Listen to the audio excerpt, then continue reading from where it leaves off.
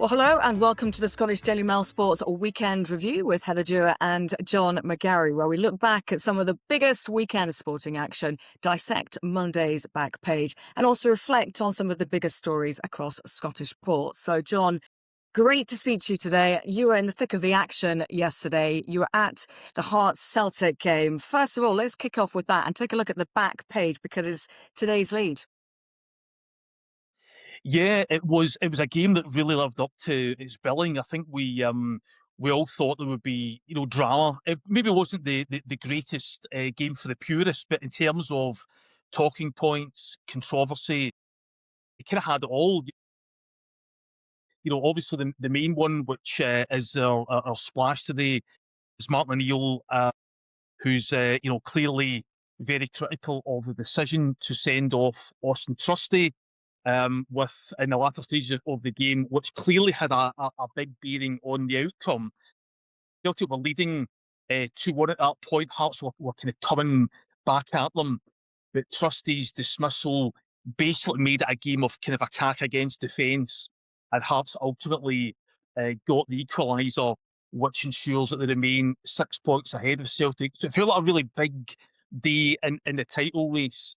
And O'Neill clearly wasn't having the decision and how it was arrived at. I think that was the thing.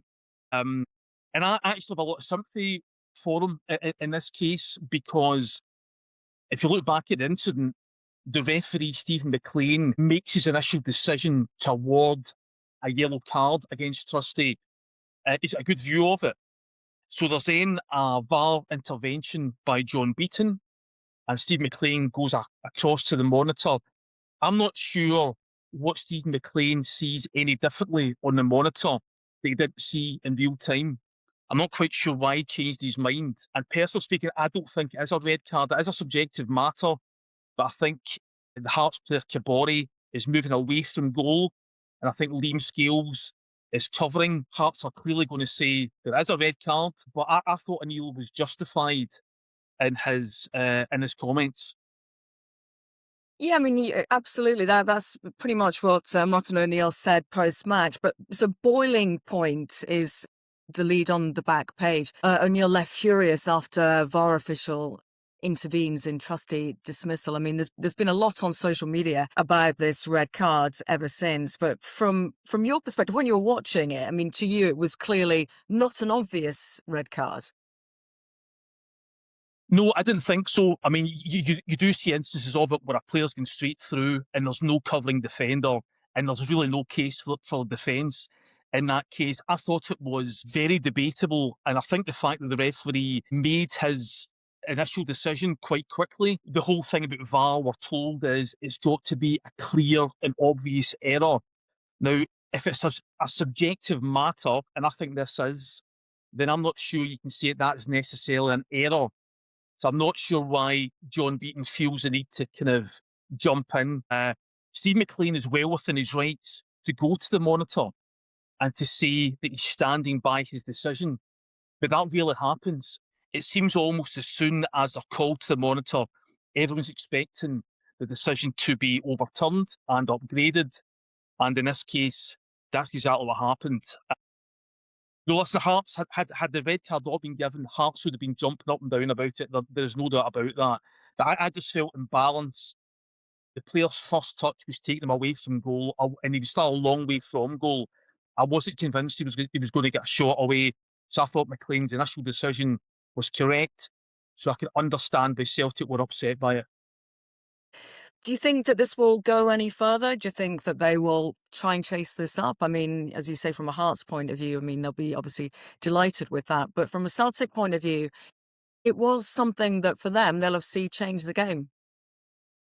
Yeah, I mean, I would fully expect Celtic will contact the SFA and look for an explanation. I personally always find these things a complete waste of time. The explanation is that the VAR official thought it was a red card, intimated this to the referee, who looked at the monitor and changed his mind. That is the explanation. There is no other aspect to it. It's not going to get Celtic anywhere. They could theoretically appeal it. Whether or not they do that remains to be seen. The fact of the matter is that in the wider scheme of things, even though Celtic were twice ahead in the game and were pegged back, it wasn't a disastrous outcome for them. It was a game that they couldn't afford to lose. They couldn't go 9 points behind Hearts, and Neil said that before the game. They would have far preferred to have won it, but given they played for 60 minutes in Bologna on Thursday with 10 men after Hattati was sent off, they were always going to be up against it physically, and Hearts were always going to have a real go at them in the second half. I think if he'd given Martin O'Neill a draw before the game, he would probably have taken it. He would have been disappointed that they didn't see the game out at 2-1, and he was obviously disappointed that the red card changing things. But I don't think it was a disastrous outcome for Celtic in the sense that they're still in the title race, and had it gone to 9 points, I think they were probably out of it. In terms of where we stand now then in the title race, I mean, how pivotal was this match? Was it pivotal at all? I mean, going into it, there was a lot of chat about how important it would be for both sides, but is this Hearts yet again staking a claim, showing their worth, showing that they are the dogged fighters no matter who comes at them? Does it show anything in Celtic, the fact that they're still able to perform with 10 men, not get beaten? Well, you know what, Heather? The real winners of this game were playing 50 miles away at Ibrox. You know, Rangers would have been hoping for a draw in this match. Something was always going to give. They take care of business against Dundee, and they then close the gap to Hearts to 4 points and move 2 points ahead of Celtic.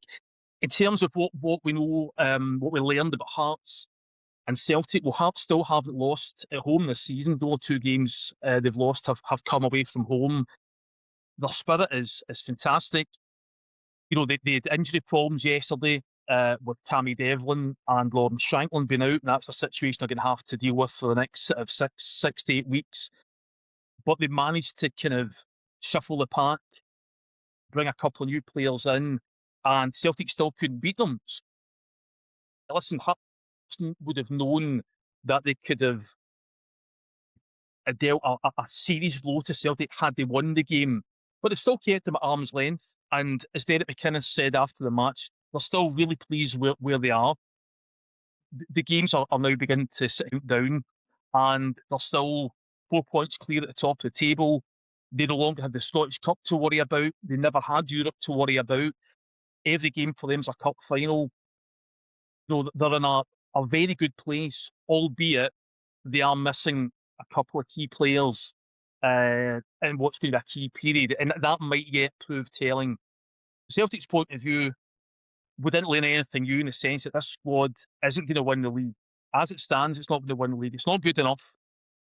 It's the longest unbeaten run this season, 4 or 5 games, I think.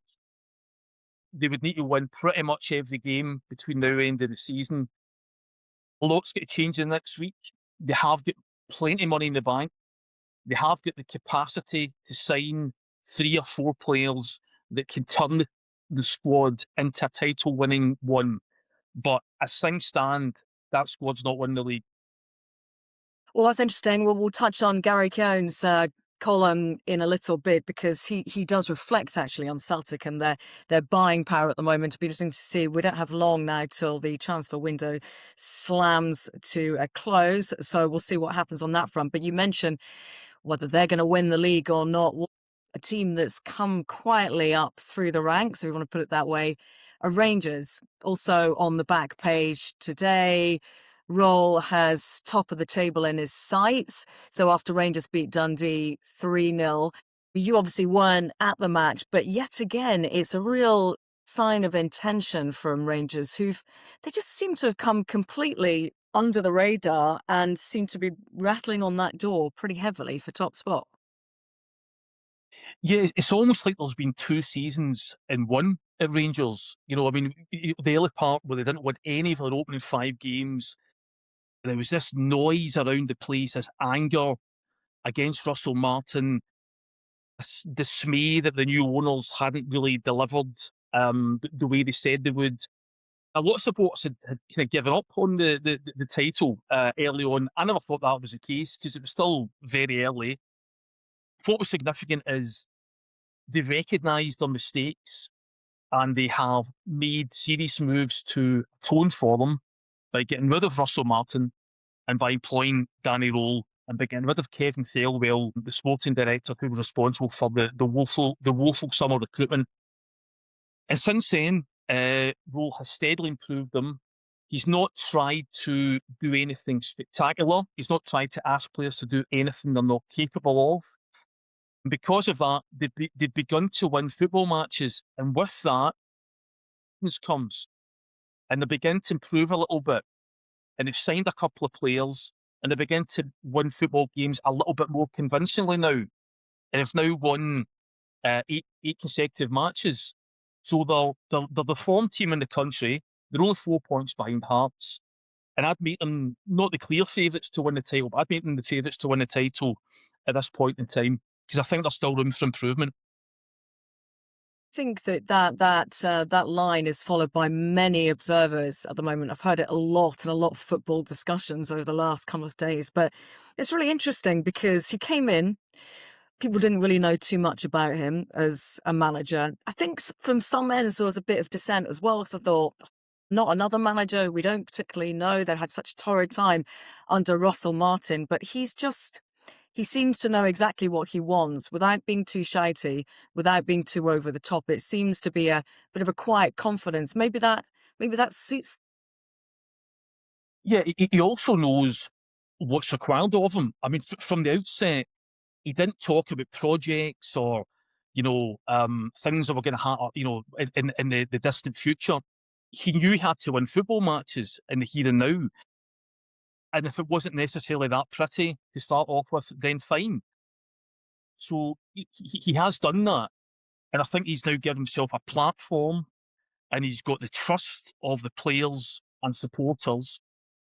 And he's also got the trust of the owners because he signed Chukwuani and Dre Skov Olsen. So he's got their backing in this window as well. He'll be looking to sign a striker as well before the transfer window closes in a week's time. So the mood around Rangers has just shifted and it's gone from one of anger and frustration to one of optimism. And that's come through winning football games, making the right in-game changes, recognising certain players were up to it and not playing them, and not persevering with players and systems that evidently weren't working.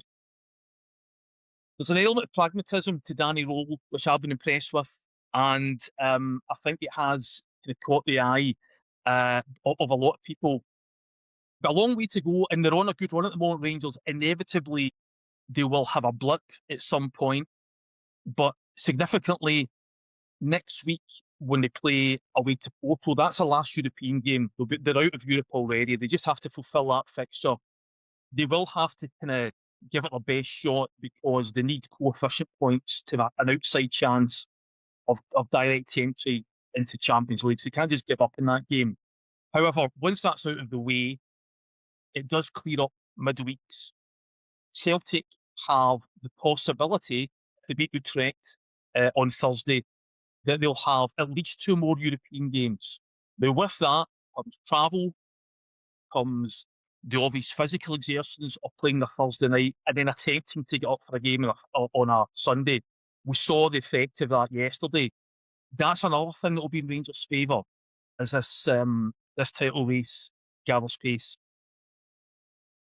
Yeah, and also you mentioned the new signings, Andreas Skov Olsen and Chukwuani, both coming on for their debuts. So they've both had a shot at it. They both know to a minor degree. They haven't faced an Old Firm derby yet, but they know what it's like to play for Rangers in that kind of arena. You think that they're good additions to the squad? Well, in the summer, when Rangers signed, a real kind of assortment of players, many of which were from the kind of English lower leagues. I must say, when I looked at it, I thought, I'm not convinced about this. A lot of these guys and how they kind of step up. You just never know until a signing actually has played half a dozen games. The thing about Scotland is it's a land of the 90-minute judgment. Everyone wants to either, get a player as the best thing since sliced bread or an absolute dud after one game. You just don't know. We've seen many good footballers come to this country and not succeed. Happened down the years because it's a very demanding environment. However, these guys have arrived with pedigree, and my inclination is they will be good signings. I mean, Scott Olsen's a very experienced Danish international. Chuck Wani, I saw him recently playing for Stumpgrats, and he looked a real, you know, talented midfielder, and I think they're both at good ages. They're both hungry. My hunch is that they will be good additions, and they will improve the Rangers squad, and they'll also, when you've got more competition for places, it tends to have a positive effect on those guys who are also trying to get into the team. Yeah, well, we should wait with bated breath to see what happens on that front then. Let's move on now to On the Road. This is a weekly feature by Hugh MacDonald for Daily Mail Sport, and it's a terrific feature. Hugh basically goes around all sorts of different grounds across the country, from lower league to top flight, and now he's recently been to Europe as well. I don't always get to go to Europe, by the way. He's not that lucky, but he's written a brilliant one, which is in today's paper. I absolutely love this because I know Hugh very well, and I know that he loves his culture as much as anything else. He's very well read, but he's got a great kind of cultural aspect and cultural vibe to him, which does radiate because he loves his music and he loves his books and stuff like that as well. And this kind of encapsulates Hugh MacDonald as much as what he's writing about. So today's one is Football and Culture Collide at Malaga's La Rosaleda. It's a lovely piece. It's reflecting on the match between Malaga and Burgos, which Malaga won 3-0. But it's also about the history of Malaga, the club itself, and how it was formed and everything else around it, but also how important culture is to Spanish football. Yeah, well, I'm glad to see Hugh getting a little bit of sunshine on his back. The last time I spoke to him and I was asking what game he was doing, he was saying that he was going so far down the pyramid, he thought he might bump into Tutankhamun. So anyway, he's over there. This actually resonated quite strongly with me, Hela, because I was in Malaga last year, and exactly 10 years ago, I'd also been there when they were in the top flight, and I was over doing a Celtic sort of midwinter training camp, and they happened to be playing Barcelona, and we managed to get tickets for the game. So we went to the game, and Messi was playing, and it was tremendous. Malaga at that point in time, sort of top six in Spain. They were going really well. And I went back last year, and I was thinking about going to a game again, and I was looking and thinking, my word, they're way down. They're in the second tier, having been in the third tier. So Hugh manages to explain how all that's happened, in terms of the ownership, and how they've fallen upon hard times. But what really comes through is the supporters that he meets. There's one of them, and he says he's talking about obviously the Champions League days and winning trophies and whatnot. And he basically says, you support a club not because of what it's won, but it's because of what it is. And that's it. That's why these guys are there. The club's going through hard times, but it's on the way back up again. But it's a big part of who they are as people, and that is what comes through in this. And whether Hugh's writing about a game in Spain, a game down in the sixth tier of Scottish football, he manages to kind of convey the sense of what football means to people, what a big part it plays in their lives. Whether you're getting a crowd of 30,000 or 300, it's an enormous part of people's lives, and the cultural significance of football is vast. Yeah, and one thing that's kind of really gripped me, I think, when I've been reading Hugh's features, over recent months, is exactly that. It's getting really down to the real bones of football and what it means to the community that it was formed in. And having covered a lot of lower league games in my time, that's really struck me. You can go to as many top flight matches as you like, but it's very formulaic in the main. As a journalist, you go there, you're not going to have much rapport with supporters if you're just going up to the press room or your press box area. You go in, you do your job, and you go away. You don't really get much access to much else. Whereas, I specifically remember going to East Fife for a game years ago, and uh, and it was a really cold, miserable day outside, and I was sort of traipsing around, looking awful with my ridiculously massive coat on and all my radio kit. And the people there could not have been nicer. They're like, come in, have some soup. And you go in, and I sat in the lovely little kind of cafe area afterwards. They gave me warm soup, they gave me a hot coffee, and basically I sat there writing up my article and got chatting to everyone around me. And it is that thing where it's if it's the heart and soul of the community, just like Hugh's piece here with Malaga and how much they put it into it. It doesn't matter what division or what league you go to, you will always follow your club. I found that myself on so many lower league clubs that I visited and reported from. And that to me is real football. You know, it's the real thing. It's because you get to speak to the people around you. And Hugh's on the road articles just do it so well. And he even managed this time around to get Burns Night into and a Scottish influence into his chat about Spanish football as well. Yeah, I mean, it's one thing that comes through them. I mean, obviously, I'm more accustomed to covering teams that are, looking to win, big titles in big cups, and obviously at a certain level, these clubs are aspiring to do the same thing. But the supporters are going along because it's part of the weekly ritual more, and they want their team to win as much as a supporter of Celtic, Rangers, or Aberdeen. But it sense the community around these clubs. One thing comes through is a number of volunteers, that from people who are tying up the goal nets to people working in the kitchen, and it's what a huge part of communities these clubs play, and what a focus it gives people as well. Um, it's it's easy to lose sight of the fact that out with the kind of the top 3 or 4 leagues in Scotland, there's a huge number of football clubs that exist away from the limelight, but the kind of the work they do in terms of giving people a focus and just a sense of purpose as well. And obviously, they're all they're all hoping the team succeeds, but it's massively significant. I mean, I'm not a million miles away from Mary Hill, who are down in I think they're about the 7th tier at the moment. And the occasional Saturday I get off, I'll pop along there and take in a game, and it's just so refreshing.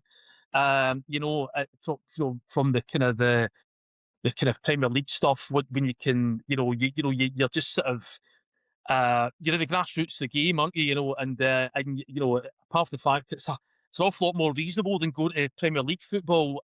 That's another reason to embrace it as well. But you see what it means to people, and and it's a struggle for these clubs to exist, but they get by because they're filled with good people who give of their time and their energies to kind of keep them going. And it's a massive part of the Scottish game. It's something that maybe doesn't attract the same headlines of the kind of bigger clubs, but it's a huge part of the fabric of our national sport. And it's great that the Scottish Daily Mail gives it its due place, I feel. Yeah, I agree completely, and it really does show that football is for everyone. So, great job to Hugh this weekend. Well, before we wrap up, I think it's incumbent upon us that we have a look back at Gary Keown's regular column. So he does a column every Sunday. Sometimes it's a bit controversial. A lot of the time it's quite controversial. This one focused mainly on Celtic. In a breakfast season of uncertainty and mayhem, one thing is for sure, shambolic Celtic deserve to end up empty-handed. I'm sure for a lot of Celtic fans reading that straight off the bat, wouldn't be too happy with that. Well, I think some of them would. I think any of them would struggle to take issue with it. I mean, there's an old kind of adage in life about if you fail to prepare, then you prepare to fail. And that's exactly what Celtic have done this season. You back a year ago, they let their star striker in Diogo Furuhashi leave without a replacement. You go to the summer, they let Adam Eder leave without a replacement, an adequate replacement. Throughout the whole thing, they have signed largely players who are downgrades on what they've left. There has been a complete information vacuum as Brendan Rodgers has left, as Wilfred Nancy has left. There's a real lack of leadership at the club. Nobody really knows what the kind of grand plan is. So supporters feel isolated, disenfranchised, frustrated. In terms of on field matters, though, I think Celtic, as things stand, have got exactly the season they deserve, and I think Gary's bang on the money. That's not to say they can't turn it around. They have got a week, £77 million sitting in the banks. They have got the means to do something about it. They're going to have to sign at least three good players. Um, to inject the necessary quality into that team. If they do that, they have still got a decent shot at at winning this title.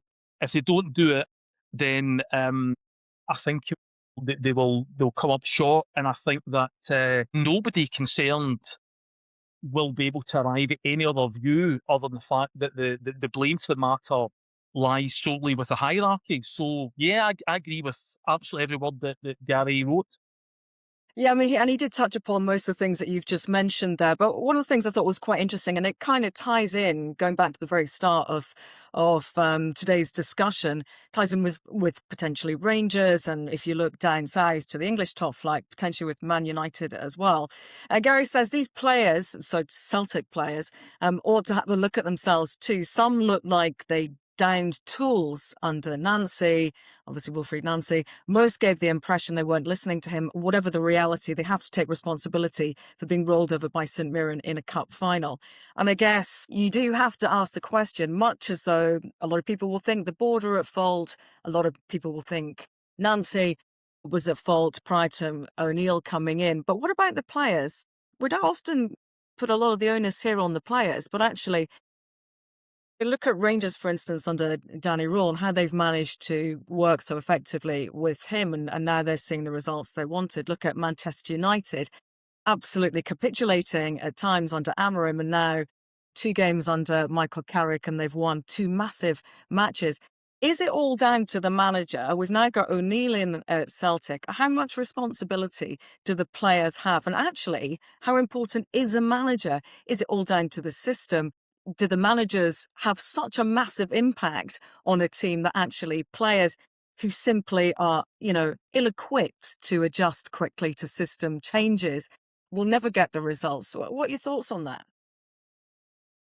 I think what's happened at Celtic this season, it kind of underscores the point that if you get the right football manager in the door, pretty much everything else takes care of itself. And we're seeing that to a certain extent in Man United under Carrick. If you get the right guy in the door who's got the kind of the human touch and is playing a system that suits players, so much else falls into place.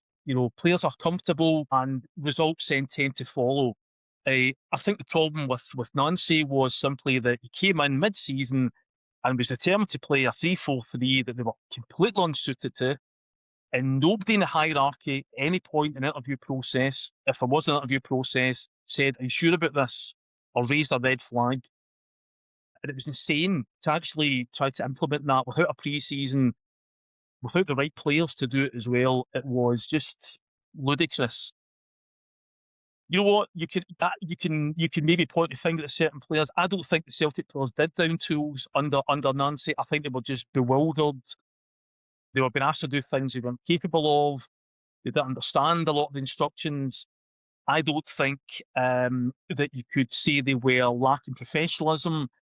I just think that inevitably, when a group of players is being asked to do something which they feel doesn't suit their skill set, I think they no longer play off instinct. You can see their body language isn't great.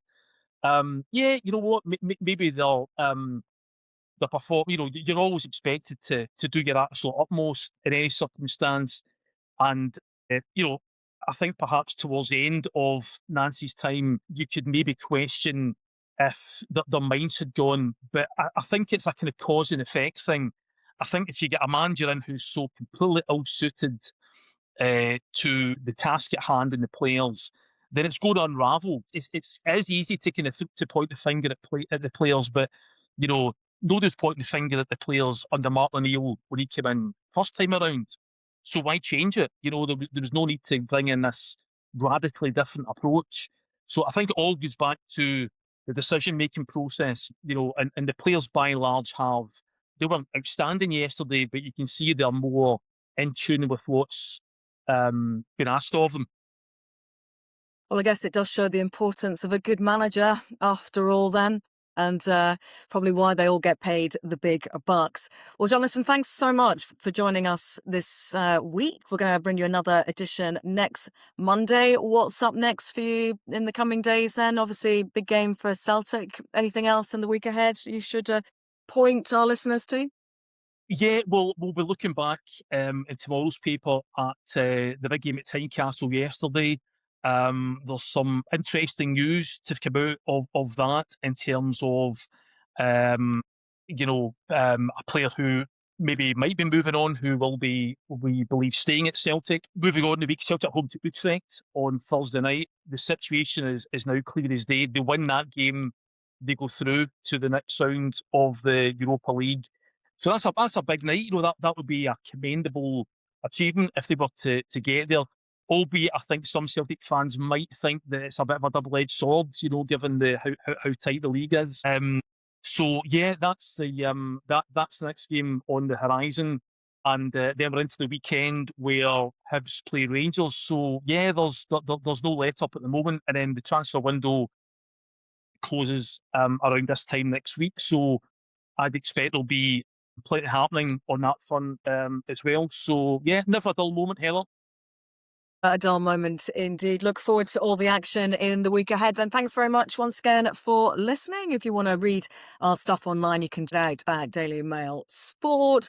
Look out for John's stuff in the days to come online on Mail Plus. And we'll bring you plenty more sporting action next week. Bye bye.